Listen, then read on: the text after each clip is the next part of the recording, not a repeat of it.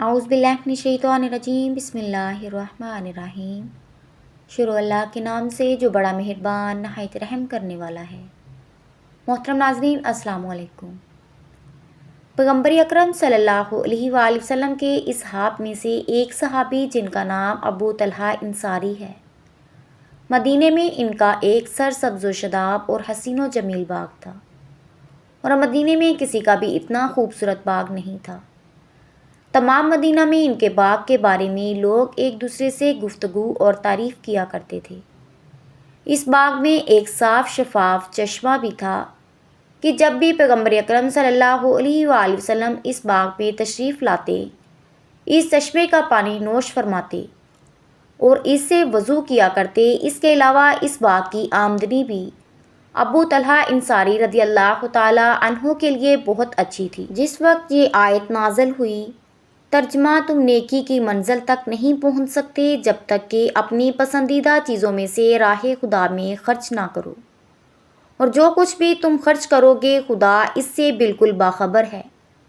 اس وقت ابو طلحہ انصاری رضی اللہ تعالی عنہ خدمت رسول صلی اللہ علیہ وآلہ وسلم میں شرف زیارت کے لیے آئے اور عرض کیا: اے اللہ کے حبیب، کیا آپ جانتے ہیں کہ میرے اموال میں سے محبوب ترین مال یہی باغ ہے؟ پیغمبر نے فرمایا: جانتا ہوں۔ ابو طلحہ رضی اللہ تعالیٰ عنہ نے عرض کیا: اے اللہ کے رسول، میں چاہتا ہوں کہ اس باغ کو اللہ کی راہ میں خرچ کر دوں تاکہ آخرت کے لیے ذخیرہ ہو جائے۔ پیغمبر اکرم صلی اللہ علیہ وآلہ وسلم نے فرمایا: مبارک ہو، یہ باغ تمہارے لیے نفع مند ہوگا۔ اس کے بعد فرمایا: اے ابو طلحہ، میں تمہارے لیے اس میں بہتری دیکھ رہا ہوں کہ تم اس باغ کو اپنے قریبی ضرورت مند اور محتاج رشتہ داروں میں تقسیم کر دو۔